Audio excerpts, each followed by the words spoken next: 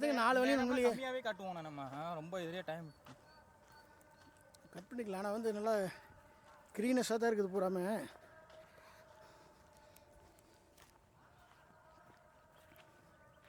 நான் பார்த்தா சின்ன மலையாக தெரியும். வழி பார்த்தேன் 4 வழி இதுக்கு.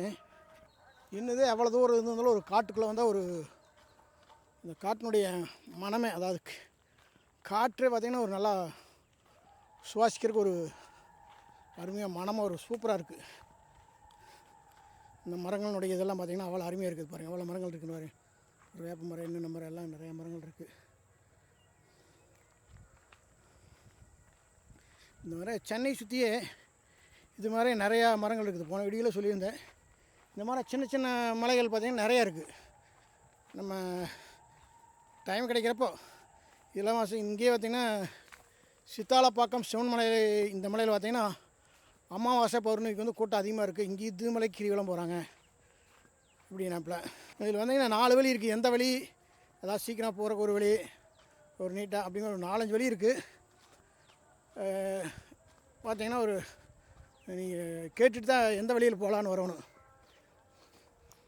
அதில் இந்த 4 வழி இருக்குது. நாங்களே ஒருத்தர் கேட்டோம்.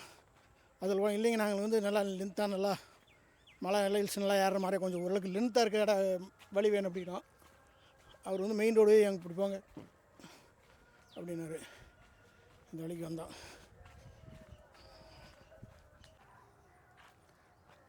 அங்கங்கே இப்படி பார்த்தீங்கன்னா ஒவ்வொரு இடத்துல மார்க் போட்டிருக்காங்க. ஏன்னா வந்து சந்து சந்தா நிறைய வழி போகுது. ஒரு மார்க் போடுற மார்க்கில் பார்த்து வரணும். மார்க் போட்டுட்ருக்காங்க பார்த்தீங்களா, அங்கே மார்க்கு. இது மாதிரி இப்படி ஏறணும். இப்போ ஹில்ஸ் ஏறக்க ஆரம்பிச்சிட்டோம். இப்போ வந்து ஸ்டெப் வந்து இப்படி ஹைட்டாக மேலே ஏறுது.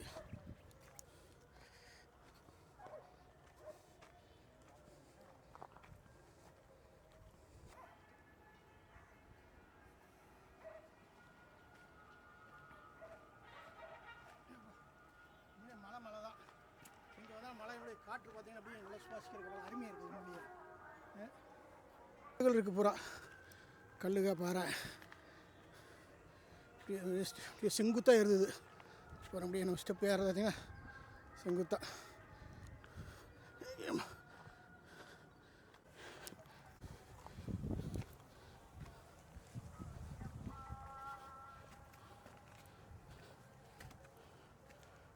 யாரும் கை வச்சுட்டா ஏம்மா எப்பா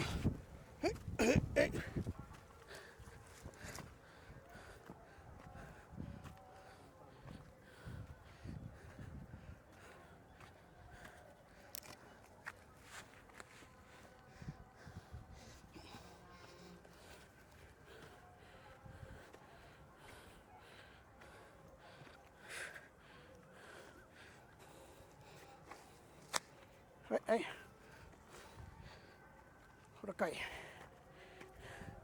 2 வருஷம் கோந்துருக்கானுங்க.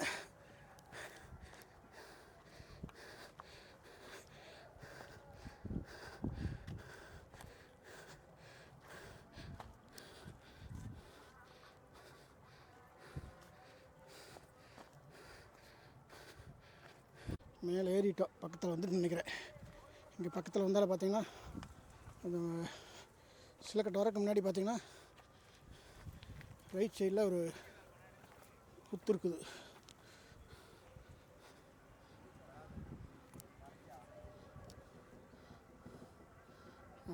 ஓகே, அப்படியே போனோம் அப்படின்னா மலை உச்சி கோயில் சிவன். ஆஹா, சிவனை பார்த்துட்டு சிவன் தேடி போகிறப்பல பாருங்க சிவனை எவ்வளோ அருமையாக இருக்குன்னு பாருங்க. இப்போ உண்மையிலேயே இப்படி ஒரு மலை ஏறி 20-26 மணி நேரம் ஆயிடுச்சு. ஏறி மேலே வந்து இந்த சிவலிங்கத்தை பார்க்குறதுக்கு உண்மையாக ரொம்ப அற்புதமாக இருக்குது.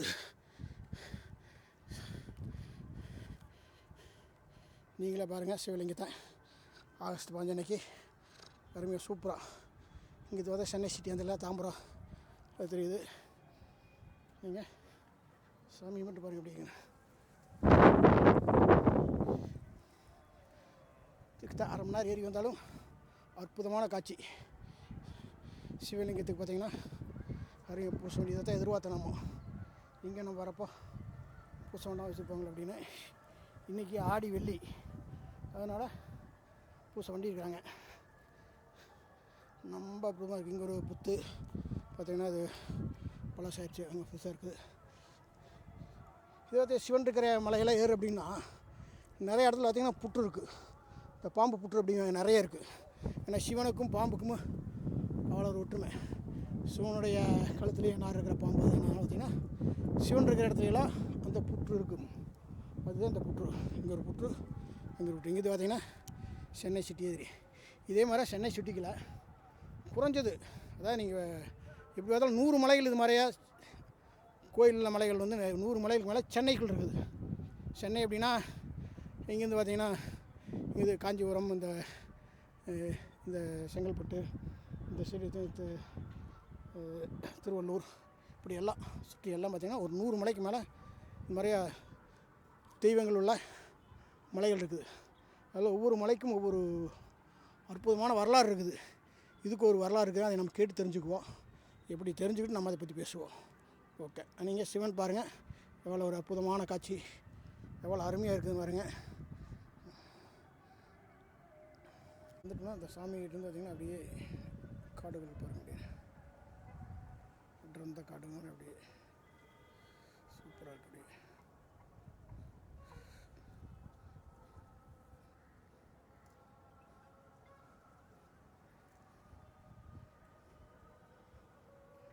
சிவன் எவ்வளோ அற்புதமாக காட்சியளிக்கிறாருன்னு பாருங்க, எவ்வளோ அற்புதமாக இருக்குதுன்னு பாருங்க.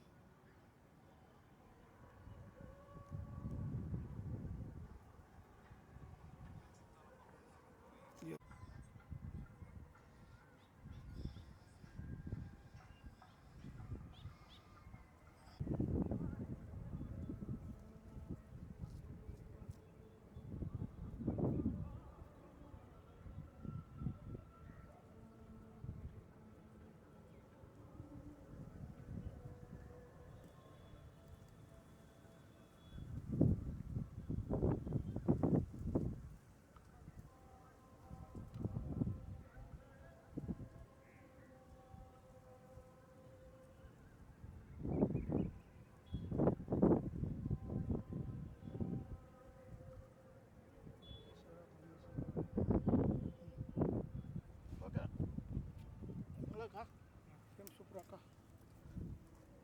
மேலே சிவனை தரிசிட்டு நம்ம இப்போ கீழே இறங்க போகிறோம். வந்த வழி மொத்தம் 4 வழி. அதாவது இங்கே ஒரு வழி, வழி அப்படியே பார்த்திங்கன்னா பேக்கில் இந்த பின்னாடி இங்கே ஒரு வழி, அதுபோக முன்னாடி ஒரு வழி இருக்குது அப்படிங்கிறாங்க. நம்ம வந்த பாதை இந்த பாதை. இந்த வந்த பாதையில் நம்ம மறுபடியும் இறங்க போகிறோம். ஏறுறதுக்கு ஒரு 1/2 மணி நேரம் ஆச்சு. இறங்குறது நம்ம சீக்கிரம் இறங்கலாம்னு நினைக்கிறேன். இந்த பாலையில் நம்ம கீழே இறங்க போகிறோம்.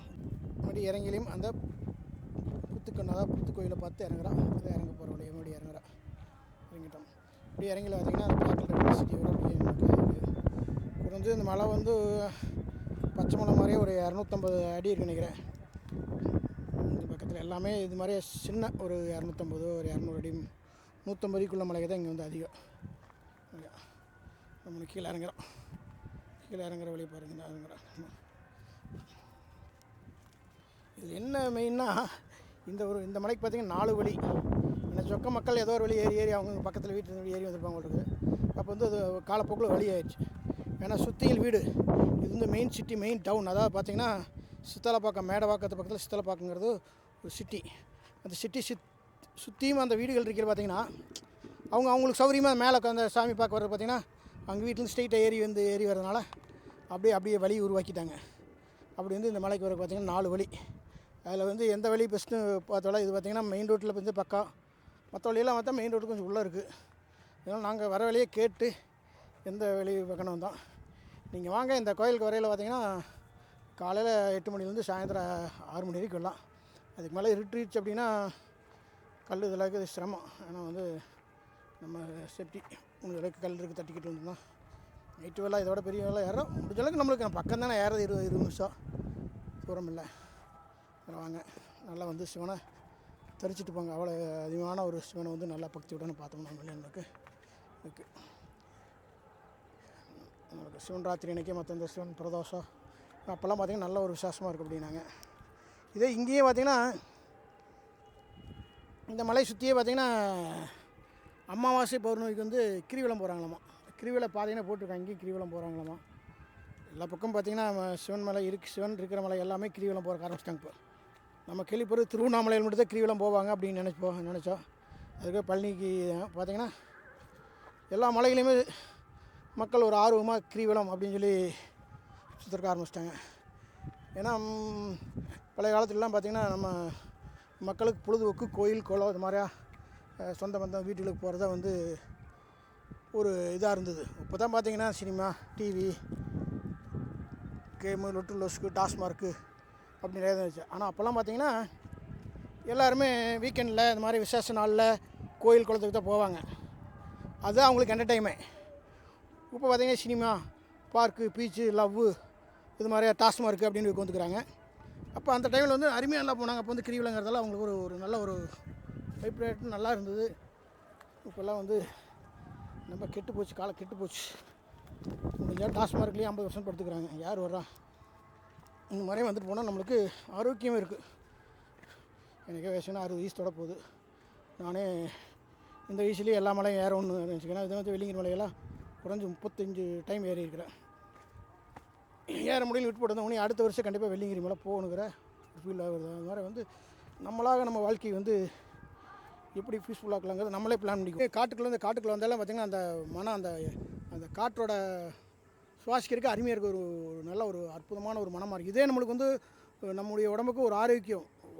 வாரத்தில் ஒரு டைமே கண்டிப்பாக போகலாம். இது மாதிரி ஒரு காட்டுக்குள்ளே ஒரு எவ்வளோ ஒரு சிட்டியாக டவுனுக்குள்ள இருந்தாலும் இது மாதிரி அந்த மலைகள் ஏறணும் அப்படின்னா அந்த மலைகளில் உள்ள இந்த மூலிகை பொருள், அதாவது எத்தனையோ மூலிகைகள் இருக்குது. இதனுடைய காற்றுப்பட்டு நம்முடைய சுவாசம் அப்படின்னா நம்மளுக்கும் ஏதோ ஒரு சில நன்மைகள் நடக்கும். அது மாதிரி இடங்களுக்கு நிறையா நம்ம கண்டிப்பாக வந்து போகணும். சூப்பராக இருக்கும். மீடியே இந்த மலை ஏறிட்டோம்னா அப்படியே சென்னை சிட்டி பார்த்தோம்னா அவ்வளோ அருமையாக இருக்கும். சூப்பராக அந்த அளவுக்கு பார்த்திங்கன்னா இந்த மலை சின்ன மலையாக இருந்தாலுமே இதில் வந்து பார்த்திங்கன்னா அந்த மலையினுடைய அந்த மரங்கள், அந்த செடிகள், கொடிகள்லாம் பார்த்திங்கன்னா நல்லா அருமையாக இருக்குது. ஆரோக்கியம் நடந்து வந்தாலே நம்மளுக்கு ஒரு ஆரோக்கியமாக இருக்குது. அந்தளவுக்கு அற்புதமான ஒரு இந்த காட்டில் வந்து மூலிகைலாம் இருக்குது. அதை வந்து நம்ம வந்து வாரம் ஒருக்காவோ மாதம் ஒருக்காவோ இது மாதிரி நம்ம பக்கத்தில் இருக்கிற மலை இருக்குது, கண்டிப்பாக போகணும். நீங்கள் வந்து இந்துவாக இருங்க, கிறிஸ்டியனாக இருங்க, முஸ்லீமாக இருங்க, அது வேறு. மலையில் ஏறினீங்கன்னா உங்களுக்கு இது மாதிரி இயற்கை காற்று வாங்கினீங்கன்னா உங்களுக்கு உடம்புக்கு நல்லா இருக்குது. அதாவது நம்முடைய ஆரோக்கியமாக இருக்குது. அதனால் நீங்கள் கோயிலுக்கு போகிறேன் அப்படின்னு எல்லாருக்கும் சம்மந்தம் ஒரு கடவுள் நம்மளுக்கு மேலே ஒரு சக்தி இருக்குது. அதனால் நம்ம அப்படின்னு நினச்சிட்டு போய் இது மாதிரி இடங்களுக்கு போயிட்டு வந்தீங்கன்னா இப்படியே நம்மளுக்கு சென்னை சுட்டி கீழே அந்த போக்குவரத்தில் அந்த பொய்களெல்லாம் வந்து நம்மளுக்கு போய் ஆட்டில் இதாக இருக்குது, லங்கில் தான். இது மாதிரி ஒரு இடத்துக்கு வந்து அப்படின்னா நம்ம ஆரோக்கியமாக இருக்குது. இது மாதிரி இடத்த கண்டிப்பாக நீங்கள் வாங்க. சித்தலப்பாக்கம் சிவன்மலை அப்படின்னீங்கனாலே இங்கே மேடவாக்கம் பக்கத்தில், சித்தலப்பாக்கம் நம்ம பக்கத்தில் தான், ஈஸியாக வந்துடலாம். வந்து மேலே போனீங்கன்னா வெள்ளிக்கிழமை அதுபோக அமாவாசை பௌர்ணமி அன்னைக்கு நல்லா பூஜை அருமையாக பூஜை பண்ணுவாங்க. நல்லா சிவனை அருமையாக தரிச்சிட்டு போகலாம். நீங்கள் வந்து பாருங்கள். இங்கே தான் கரெக்டாக மழை வேஞ்சா தண்ணியெல்லாம் வரும்னு நினைக்கிறேன்.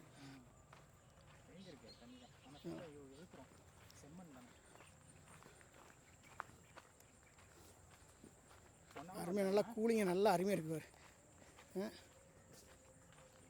இங்கே ஒரு புட்டு பார்த்தியா? இங்கே மேலே வந்து பாம்பு கீழே வந்துட்டோம்.